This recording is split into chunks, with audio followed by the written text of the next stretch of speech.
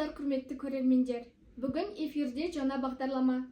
Ақылмен түйсініп, жүрекпен сезінетін, пайым парасаты мен талғам танымы мен танылған мамандық иелеріне арналған біздің мұғалім бағдарламасы. Эфирде мен Батырбек Ажар Әлібек қызы. Әл-Фараби айтқандай, ұстаз жаратылысынан өзіне айтылғанның бәрін жете түсінген, көрген, естіген және аңғарған нәрселердің барлығын жадында жақсы сақтайтын жақындарына да, жат адамдарына да әділ, жұрттың бәріне жақсылық пен ізгілік көрсетіп, қорқыныш пен жасқануды білмейтін, батыл, ержүрек болуы керек деген расымен бұл сөздерді Гүлдана әпкейдің бейнесін көреміз. Бүгінгі әңгімеміз өте әсерлі және өнегелі болуына кәміл сенемін.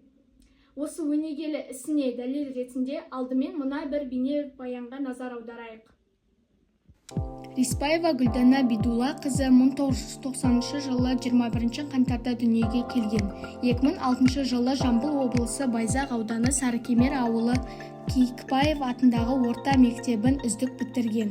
2006 жылдың қыркүйек айында Дулати атындағы Тараз мемлекеттік университетіне химия мамандығы бойынша мемлекеттік грантпен оқуға түскен. 2010 жылы оқу орнын үздік дипломмен тамамдады. 2019 жылдары Дулати атындағы Тараз мемлекеттік университетін биоорганикалық заттардың химиялық технологиясы мамандығы бойынша магистратураны бітіріп, техника ғылымдарының магистр дәрежесін алды. Еңбек жолын 48-ші мектепте бастаған. Тәжірибелі мұғалімнің шәкірттері халықаралық, республикалық, облыстық, қалалық олимпиадаларда, байқауларда жеңімпаз атанып келеді. Облыстық пәндік олимпиадада химия пәні бойынша Есентаева Аружан мен Мұхтар Амина 3-ші дәрежелі дипломмен медальмен марапатталды. 2024 жылы қалалық пәндік олимпиадада химия пәні бойынша Әлімжан 2-ші орын иеленді. Өзі де кәсіби биіктілігін дәлелдеп келеді. Үздік авторлық бағдарлама байқауында 3-ші орын иеленді. Үздік педагог байқауында 2-ші орын иеленді. Қазақстан Республикасы Білім және ғылым министрінің алғыс хатымен марапатталды. 2024 жылы біртұтас тәрбие құндылықтар жүйесі өрлеу жүйе тақырыбы аясында Әзербайжан Республикасы Баку қаласында өткен халықаралық ғылыми-педагогикалық конференциясына белсенді қатысқаны үшін сертификатпен дипломмен марапатталды. Қазір педагог зерттеуші санатымен нөмірі 66-шы орта мектебінде химия пәнінің мұғалімі болып қызмет атқаруда.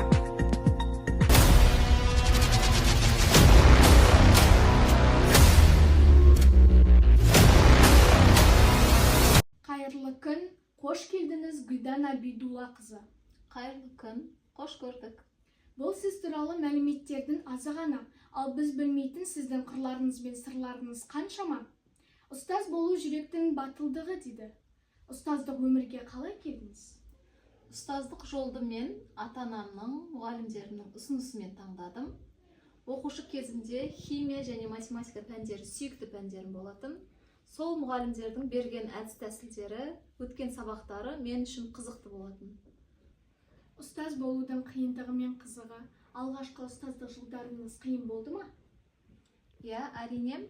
Себебі ұстаздық ол қиындығы мен қызығы қатар жүретін ұлы мамандық. Алғаш ұстаз болып жұмысқа кірген уақытта қиындық туғызды. Себебі өзімнен небәрі 4 жас кіші оқушыларға сабақ бердім.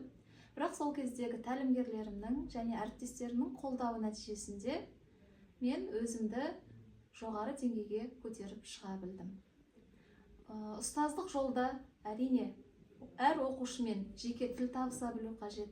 Әр оқушының деңгейіне қарай тапсырма дайындап, әр оқушының көңілінен шығу бұл үлкен міндет.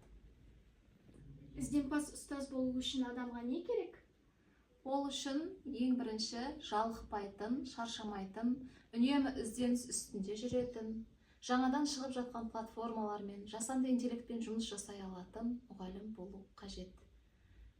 Жаңа заман ағымына сай, күнделікті шығып жатқан жасанды интеллектпен, жаңадан шығып жатқан платформалармен жұмыс жасау, үнемі өзінің пәні бойынша ізденісте болу, үздіксіз әдіс-тәсілдерді үйрену, бұл мұғалімді биік шыңға көтеретініне сенемін.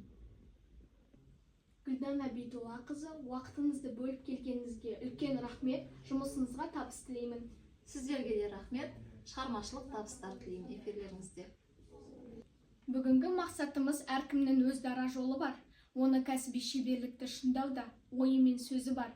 Және ісіне айқын көрініп тұратыны өзі үшін емес, өзгелер үшін. Жас ұрпаққа және әріптестеріне, еліне, ұлтына берер пайдасы туралы дәріптер. Ұстаз бойындағы мүмкіндіктерін ашыла түсуіне, шабытына шабыт қосуға, өзіне ғана тән адами қасиеттерін әріптестермен бөлісу. Гүлдана әпкей өмірде ұстаз, қоғамда да ұстаз болып, көпке бас болған маман. Бұл біздің мұғалім.